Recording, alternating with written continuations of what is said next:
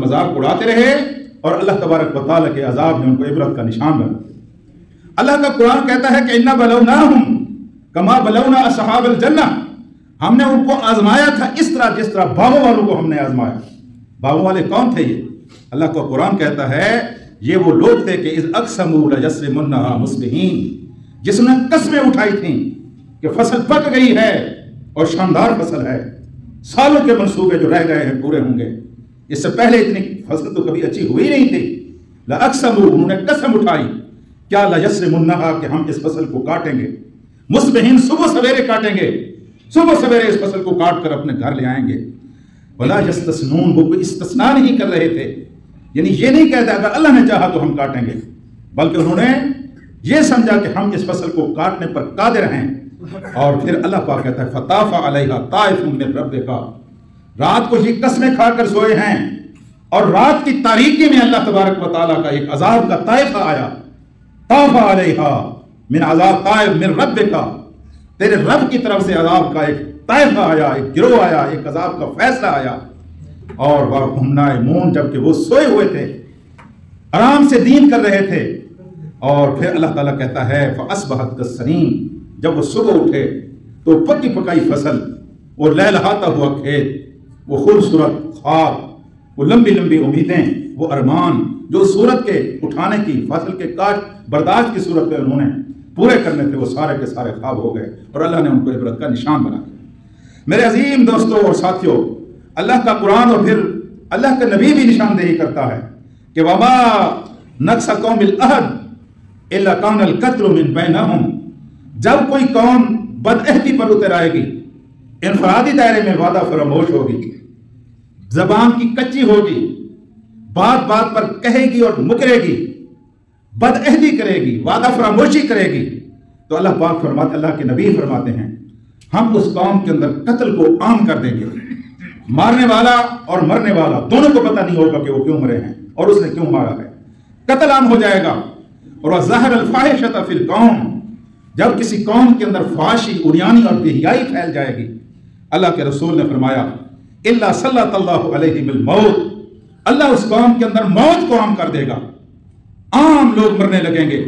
ایسی ایسی بیماریاں، ایسے ایسی وبائیں اٹھیں گی کہ ایک ایک دن میں کئی کئی جنازے اٹھیں گے، موت عام ہو جائے گی۔ وَلَا مَنَعَ قَوْمَ الزَّكَاةَ إِلَّا حَبَسَ عَلَيْهِمُ الْمَطَرَ، اور جب کوئی قوم زکوٰۃ کو روک لے گی،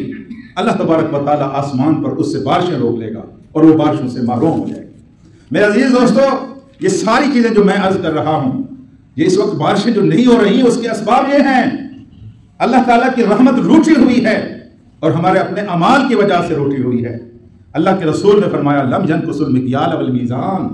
دیکھو ناپ تول میں کمی نہ کرنا، الا اخذ بالسنین وشدت المعینہ، شدید قسم کے تمہارے حالات خراب ہو جائیں گے، عجیب قسم کی بے چینی کے اندر، اضطراب کے اندر، پریشانی کے اندر تم مبتلا ہو جاؤ گے۔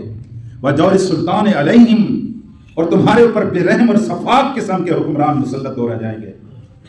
اور پھر فرمایا کہ وَلَمْ يَمْنَعُوا الزَّكَاةَ أَمْوَالِهِمْ، اور اگر تم نے زکوٰۃ کو روک لیا إِلَّا مُنِعُ الْمَطْرَ مِنَ السَّمَاءِ وَلَوْلَا بَهَائِمْ وَلَمْ يَمْطُرُوا، اگر تم نے زکوٰۃ کو روک لیا تو اللہ تعالیٰ آسمان سے بارشیں روک لے گا تمہاری بدعمالیوں کی وجہ سے۔ اگر بارشیں پھر بھی تمہاری زمین پر نازل ہوئیں تو یہ نہ سمجھنا کہ اللہ نے اپنا اصول بدل لیا ہے، بلکہ وہ بارشیں اس لیے نازل ہوں گی کہ وَلَلْبَهَائِمْ، کہ یہاں اللہ کی دوسری مخلوق بھی ہے، کبھی اس کی وجہ سے اللہ کو ترس آ جاتا ہے اور اللہ تعالیٰ اپنی بارشوں کو نازل کرتا ہے۔ میرے عزیز دوستو، زکوٰۃ کی عدم موجودگی کے سلسلے میں اللہ کے رسول صلی اللہ علیہ وآلہ وسلم نے یہ بات ارشاد فرمائی ہے کہ وَمَا مِن صَاحِبِ كَنْزٍ لَا يُعَدِّ الزَّكَاةَ، جو صاحب نصاب ہے، کنز کا مالک یعنی نصاب کا مالک ہے، زکوٰۃ اس کے اوپر واجب ہوتی ہے، اور وَلَمْ يُعَدِّ الزَّكَاةَ، اور زکوٰۃ ادا نہیں کرتا، إِلَّا حُمِيَ عَلَيْهِ فِي نَارِ جَهَنَّمَ، اس کو جہنم کی آگ میں تپایا جائے گا، وَيُجْعَلُ صَفَائِهَا وَيُكْوَى بِهَا جُنْبَاهَا وَجَبِينُهُ، اس کے ماتھے کو، اس کے پہلوں کو، اس کی پشتوں کو اس سے داغا جائے گا، حَتَّى يَحْكُمَ اللَّهُ بَيْنَ عِبَادِهِ فِي يَوْمٍ كَانَ مِقْدَارُهُ 50,000 سَنَةً، یہاں تک کہ اللہ تبارک و تعالیٰ اس فیصلے کے لیے بیٹھیں گے جس فیصلے کا وقت وہ دن ہے جس کی مقدار 50,000 سال کے برابر ہے۔ اس کا مطلب یہ ہے کہ اس فیصلے کے دن سے پہلے جو زکوٰۃ ادا نہیں کرتا اس کو سزا اس سے پہلے دی جائے گی۔ فیصلے بعد میں ہوگا، فیصلہ بعد میں ہوگا۔ 50,000 سال کا دن جس میں اللہ فیصلہ کرے گا، اس سے پہلے ان کی پشتوں کو، ان کی جبینوں کو، ان کے پہلوؤں کو اللہ تبارک و تعالیٰ اس مال سے داغیں گے جس مال کے اوپر انہوں نے زکوٰۃ ادا نہیں کی ہوگی۔ پھر اللہ پاک فرماتے ہیں، اللہ کے رسول یرا سبیلہ اما الی الجنہ و اما الی النار، پھر اللہ پاک اس کو راستہ دکھائیں گے، یا اما الی الجنہ، یا وہ جنت کی طرف جائے گا، و اما الی النار، یا وہ دوزخ کی طرف جائے گا۔ میرے عزیز دوستوں اور ساتھیوں، اللہ تبارک و تعالیٰ کے ان احکام کی نافرمانی کے سلسلے میں جب اللہ تبارک و تعالیٰ اپنی رحمتوں کو روک لیتا ہے تو لوگ پھر بھی امیدوار تو ہوتے ہیں، جس طرح ہم ہیں، گناہ کرنے کے باوجود اللہ کی رحمت کے امیدوار ہیں، اللہ کی نافرمانیاں کرتے ہیں، اللہ سے دعائیں مانگتے ہیں، اللہ سے سرکشی کے راستے پر چل رہے ہیں، اللہ تعالیٰ سے پھر بھی دعائیں مانگتے ہیں۔ وہ قوم جس نے اللہ کو بھلا دیا تھا اور لمبے عرصے تک قحط سالی کا شکار ہو گئی تھی، اور ان کی فصلیں اور ان کے کھیت اور ان کے کھلیان اجڑ گئے تھے، پھر یکایک اللہ تبارک و تعالیٰ نے آسمان کی ایک طرف سے بادل کو نمودار کیا، فلما رأوه عارضا، جب انہوں نے اس بادل کو دیکھا، مستقبل اودیتہم، کہ وہ بادل ان کے کھیتوں کی طرف بڑھ رہا ہے، تو یہ اپنے گھروں سے باہر نکلے، میدانوں میں خوش ہو گئے کہ بادل آ رہا ہے، ایک مدت سے بارش نہیں ہوئی تھی، اب بارش برسے گی، بڑے خوش بڑے نہال، اٹکیلیاں کرتے ہوئے، اچھلتے کودتے ہوئے، ناچتے گاتے ہوئے یہ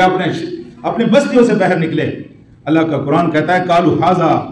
بارز، کہنے لگے ھذا عارض، یہ ایک بادل ہے، ممطرنا، جو ہمارے اوپر برسے گا، پانی آئے گا، موسم تبدیل ہوگا، ہماری فصلیں سیراب ہوں گی، بل ہوا مستعجلتم،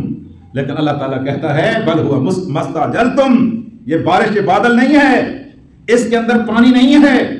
بلکہ اس کے اندر وہ عذاب ہے مستعجلتم جس کی تم جلدی مچا رہے تھے۔ یہ بادل پانی نہیں برسائے گا، یہ خدا کا عذاب برسائے گا، اس لیے بہی ریح فیہا عذاب علیم، اس بادل کے آنے سے ایک آندھی آئے گی، اور اس آندھی کے اندر ریح، ایک ہوا آئے گی، فیہا عذاب علیم، جس کے اندر ایک دردناک قسم کا عذاب ہوگا۔ اور پھر اللہ تبارک و تعالیٰ کا قرآن کہتا ہے کہ تدمر کل شیء بامر ربھا، اور وہ آندھی جو ہے ہر چیز کو تباہ و برباد کر دے گی، نیست و نابود کر دے گی، ہر چیز کو اس کی جڑ سے اس کو اکھاڑ پھینکے گی، بامر ربھا، اپنے رب کے حکم سے، فاصبحوا، اور وہ ہو جائیں گے، یوم الا مساکنہم، اس طرح ہو جائیں گے کہ ان کی بستیاں تو ہوں گی،